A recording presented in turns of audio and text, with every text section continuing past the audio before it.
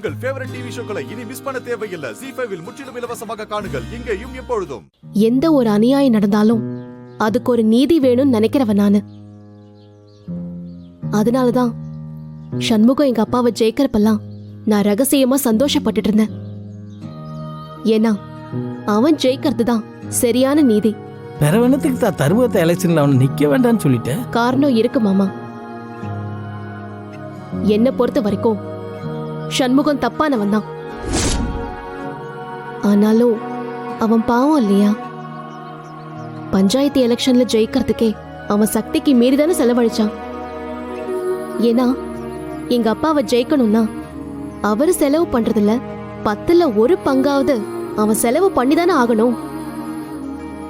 அது மட்டுமா மாமா, இப்ப இந்த பிரசிடென்ட்ங்கிற பதவிக்காக அவன் கையில இருந்து செலவு பண்ணிட்டு இருக்கான். நான் எல்லாத்தையும் கவனிச்சுட்டு தான் இருக்கேன். அது எனக்கும் தெரியும் தா. அவன் எனக்கு தெரியாதுன்னு நினைச்சிட்டு கிடக்கான். நான் கவனிச்சுட்டு தானே கிடக்கேன். மாமா, ஒரு சின்ன கடை, அதுல இருந்து வர வருமானம், காப்பாத்த வேண்டிய குடும்பம் பெருசு, இன்னும் 4 பேர் கல்யாணம் வேற அவன் பொறுப்பு. இந்த நிலைமையில அவன் செலவு செஞ்சுக்கிட்டே போனா ஒரு கட்டத்துல அவன் எல்லாத்தையும் இழந்துட மாட்டானா? இந்த வீட்டை இழக்க போறானா மீட்க போறானான்னு கூட எனக்கு தெரியலையேத்தா. இந்த டைம்ல இந்த கோவில் தர்மகத்தா எலெக்ஷன் வேற. அப்பா கையில இருக்கிறது இந்த ஒரே ஒரு பதவிதான். இத தக்க வச்சுக்க அப்பா எந்த எல்லைக்கு வேணாலும் போவாரு. மனுஷங்களை விலைக்கு வாங்க எவ்வளவு வேணாலும் செலவழிப்பாரு. அவருக்கு போட்டியா சண்முகம் செலவழிக்க ஆரம்பிச்சா என்ன ஆகும் மாமா, சொல்லுங்க.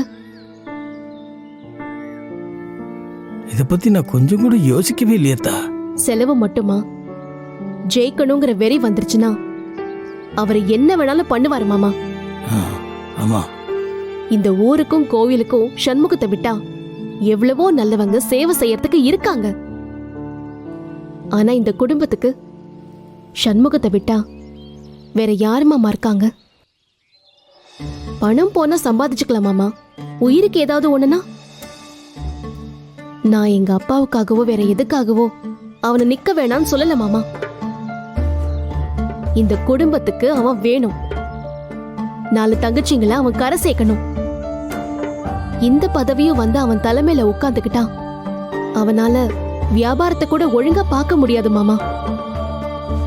போதும், பிரசிடென்ட்ங்கிற ஒரு பதவியே அவனுக்கு போதும். அதனால்தான் இந்த எலெக்ஷன்ல நிக்க வேணாம்னு அவன் கிட்ட சொன்னேன். அது தப்பா? நீங்களே சொல்லுங்க. இல்லத்தா, அதாவது நம்மள மாதிரி ஆள்களுக்கு ரோசம் மட்டும் பத்தாது, வசதி இல்லைங்கிற நினைப்பு இருக்கணும். நீ படிச்ச புள்ள இல்ல, அதான் கற்பூரம் மாதிரி கபக்குன்னு புடிச்சுக்கிட்ட. உன்னை போய் தப்பா நினைச்சிட்டேனத்தா. மாமனை மன்னிச்சிருத்தா. மாமா, நீங்க இந்த மாதிரிலாம் பேசினா நான் நிஜமாவே கோவப்பட்டுருவேன், பாத்துக்கோங்க. சரிதா. சரி சரி, பேசுனதெல்லாம் போதும், போய் வேலையை பாருங்க. சுடு தண்ணி வைக்கிறதுக்கு விறகு பத்தலன்னு எசக்கி சொல்லிட்டு இருந்தா. 4-5 கட்டைய போய் பொளந்து போடுங்க. அதுலயாவது ஏதாவது பிரயோஜனம் இருக்கான்னு பாக்கலாம். அதுல என்னத்தான் பிரயோஜனம் வந்துட போகுது? சரி, நான் போய் கட்டைய பொளக்குறேன். ZEE5 ஆப்பை டவுன்லோட் செய்து அனைத்து எபிசோடுகளையும் இலவசமாக பாருங்க.